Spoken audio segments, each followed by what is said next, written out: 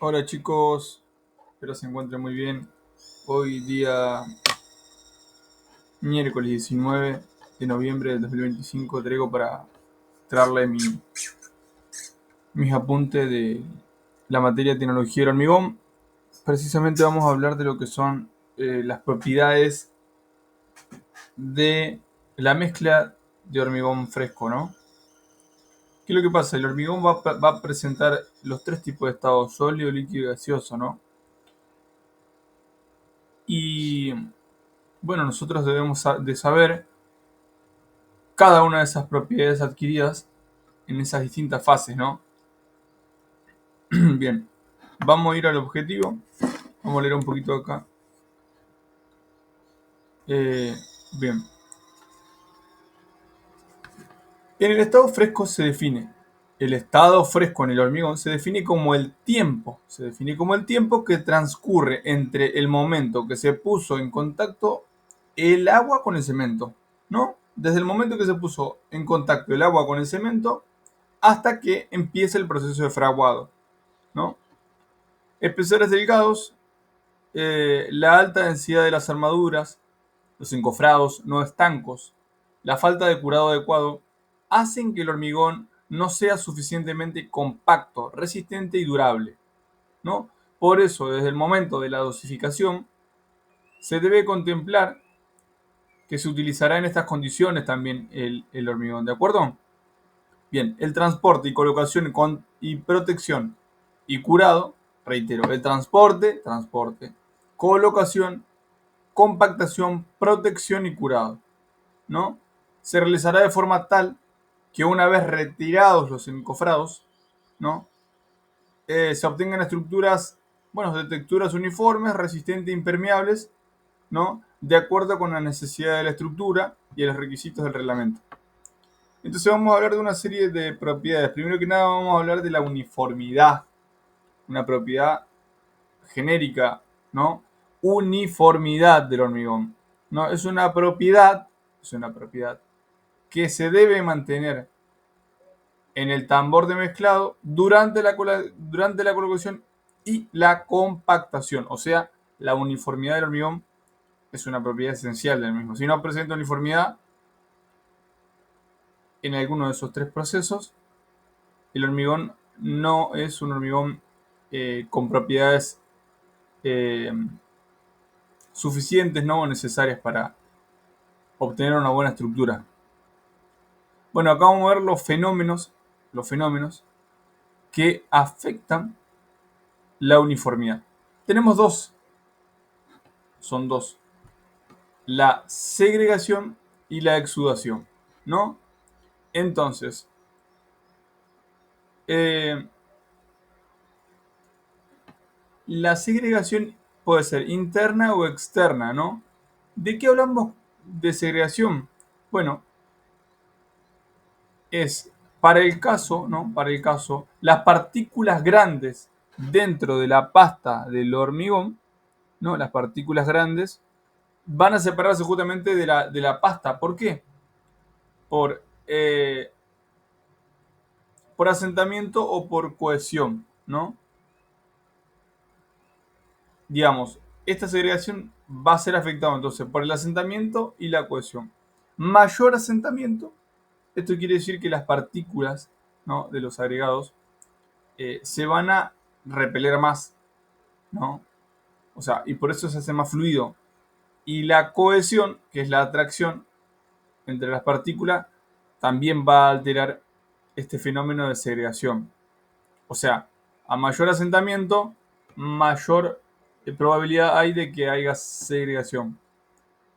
Después tenemos la segregación externa, que justamente viene a caracterizar las fuerzas externas que se van a aplicar a la masa de hormigón fresco. ¿Cuál pueden ser este tipo de fuerzas exteriores? Bueno, las fuerzas en el transporte, en la colocación y en el vibrado del mismo, ¿no? Acá tenemos un ensayo, el ensayo de Popovich, que lo que hace es, se utiliza su moldeo, ¿no? Se hace un moldeo en una cubeta, sería enrasada, ¿no? Circular. Después de eso se va a vibrar y se va a separar, ¿no? Por tamizado, por la propia segregación se va a separar, ¿no? Los agregados más finos de un lado y los más gruesos de otro, y después por tamizado se van a obtener la separación de las partículas. Con estas dos masas, ¿no? Se van a pesar, peso S y peso I, y se define el gran y conocido factor de segregación, ¿no? Bien, vamos a hablar un poquito de lo que son los factores que inciden en la segregación. Factores que inciden en la segregación. Bueno, mayor tamaño de agregado grueso, mayor asentamiento, la densidad del tipo de agregado, perdón, la densidad de qué, del hormigón, la forma de las lajas de las partículas, la forma lajosa de las partículas. ¿Cuáles son las formas lajosas de las partículas? Bueno, son las piedras bien planas, ¿no? Que eso deviene del tipo de agregado que se esté usando. Ya hablamos en otra bolilla de lo que son los tipos de agregado. Y también de la deficiencia del contenido de arena. Deficiencia del contenido de arena. Acá abajo tenemos una gráfica. Que muestra el otro tipo de segregación, que va a ser la exudación. ¿Qué es la exudación? Bueno, la exudación es como la transpiración, digamos, en el humano. Veas aquí que va a tender a ascender el agua dentro de la pasta del hormigón.